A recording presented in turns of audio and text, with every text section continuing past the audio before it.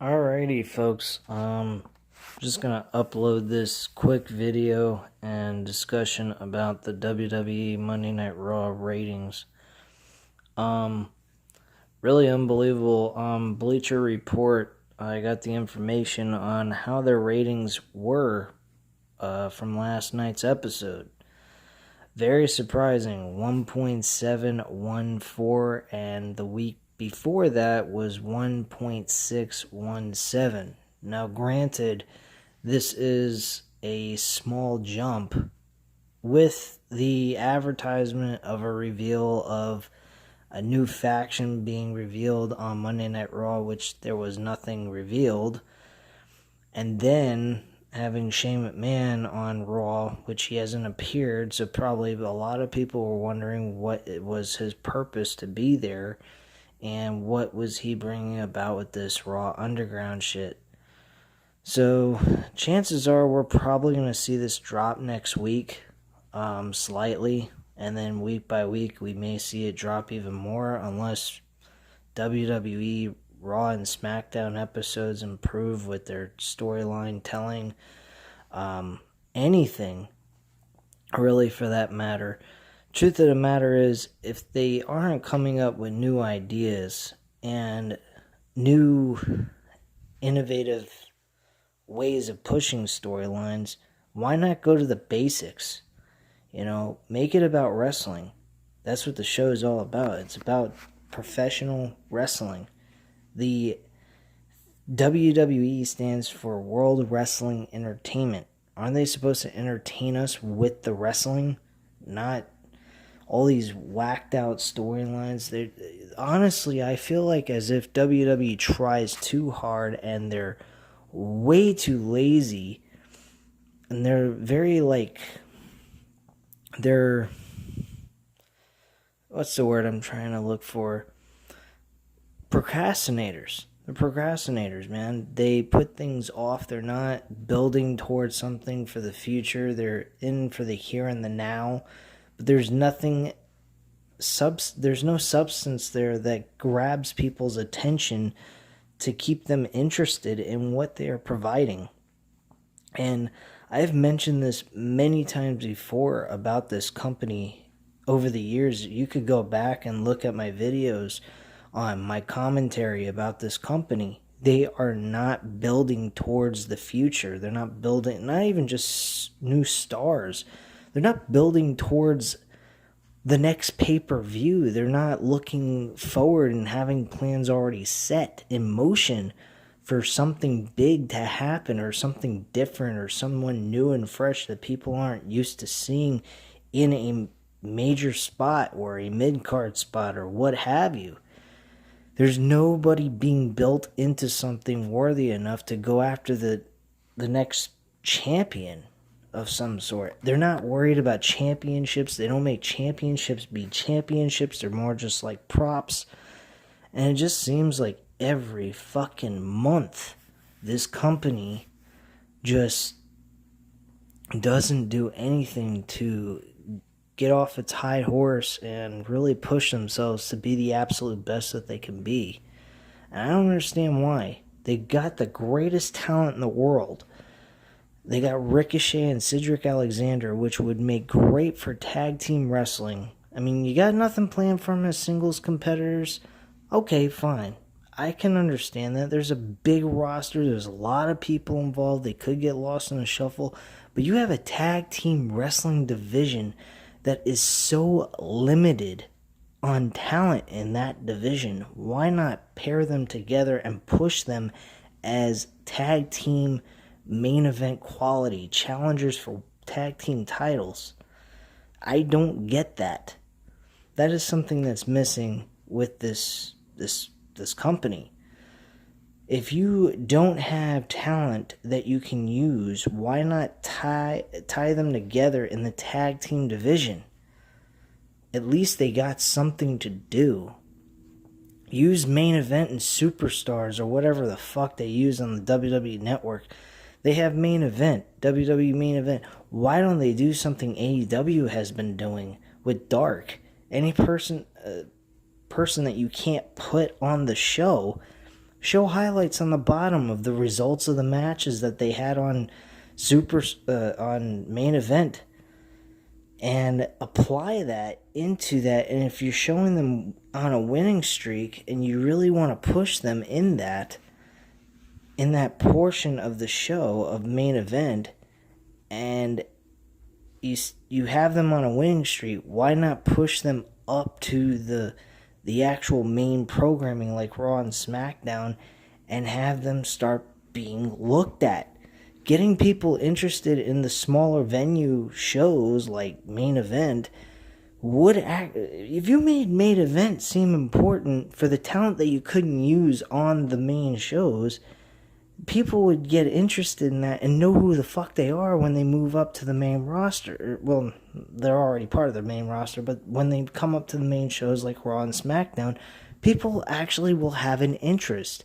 I've been thinking about possibly looking at AEW Dark, but there's just so much wrestling I've watched and stuff like that. It's just like, what is there outside of life besides wrestling for me lately?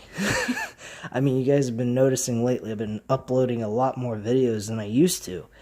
And that's just to get the channel out, and I'm trying to do new and different things for you guys, and trying to make this seem entertaining and bring about some worthiness of this channel for people who want to subscribe and hear what I have to say. Because what I have to say is good. I've been watching this product for God knows how long, since I was 5 years old. I'm 32 years old now. I've been watching this product for 27 years. Now, granted, there's other people like JD who's been watching a lot longer than I have because he's been alive a lot longer than I have. But I have a very good, keen eye on talent. And I'm telling you the truth. Cedric Alexander and fucking Ricochet sitting in the back doing nothing on WWE's Raw and not being pushed in a World Tag Team title picture, completely unacceptable. Very unacceptable. That's number one. Angel Garza and Andrade, they shouldn't be fighting. They should be getting along famously.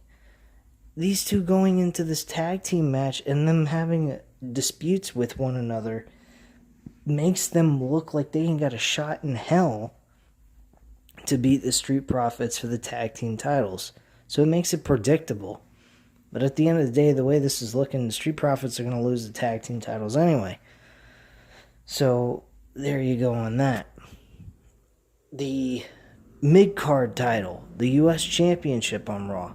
There's nothing going on for Apollo Crews. Okay, he beat MVP. He's going to face MVP again. I would imagine he's going to beat MVP again in this matchup at SummerSlam. And then, what are we going to get next? Probably him going up against Bobby Lashley. Bobby Lashley has done nothing. He has beaten no one. He hasn't beaten anyone big or special. Okay, he got a WWE Championship match, beating a bunch of nobodies to get the world title opportunity, and he lost. He lost. With one fucking move, he lost. By Drew McIntyre's Claymore kick. Look, bottom line, guys, this company needs to get something going here. And the key thing, it's sitting right in front of their faces. It's the company they represent, the company that they are called, WWE, World Wrestling Entertainment. Use wrestling as the entertainment. The rest of it will fall into place. It's that fucking easy. Look at AEW. They're not doing anything special with their shows. They're doing one thing and one thing only. They're building off the storylines.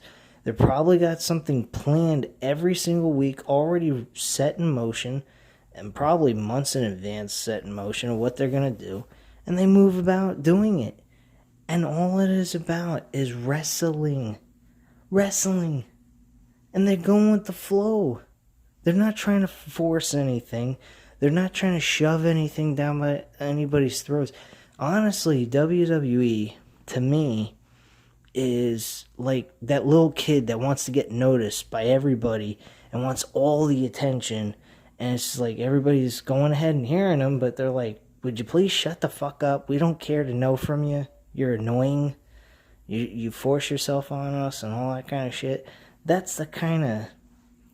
And you know what WWE's like. They're like that annoying person at a party that wants to get noticed by everybody, yet nobody wants to fucking deal with them because they're fucking annoying, and on top of it, they force themselves on other people instead of letting it naturally happen. That's what WWE is. And that is sad because they never were like this. I was watching a Raw 2004 episode today, and I saw the flow of the show, and it was so much better than what we get. And yeah, granted, it's only 2 hours. It's an hour less. But they could still make a good show out of a 3-hour show, even though they're probably better off doing 2 hours. And right now they're probably have to be committed to doing the 3 hours, more than likely. I don't think that... I really think if I was Vince McMahon, I would want to have Raw as a 2-hour show.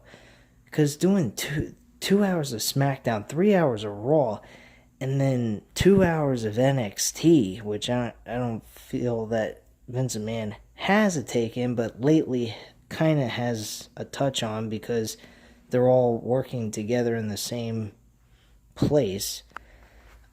I just don't get it. I really don't. And I would like to see WWE succeed. I would like to see Vince McMahon do something great like he used to back in the day.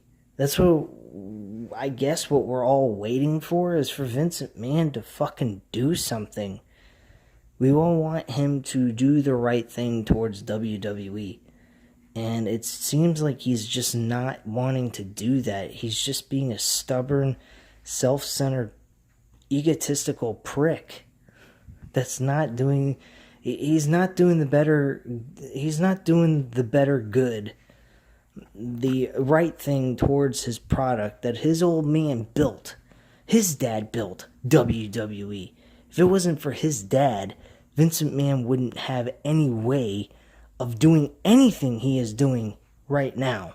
He wouldn't have a company to destroy or turn into shit. Okay? So, bottom line, if it wasn't for his old man, Vince McMahon Jr. wouldn't be doing jack shit in his life. Well, at least anything spectacular like he's been doing with a multi-million-dollar company like WWE. But that's just how I feel about it. Let me know what you guys think. Leave your comments down below. I'll definitely get back to you on that. Hit the like button if you like this video. And if you'd like to subscribe, by all means, go ahead and subscribe. And I thank you very much for watching. And I hope you guys take care and stay safe. Bye.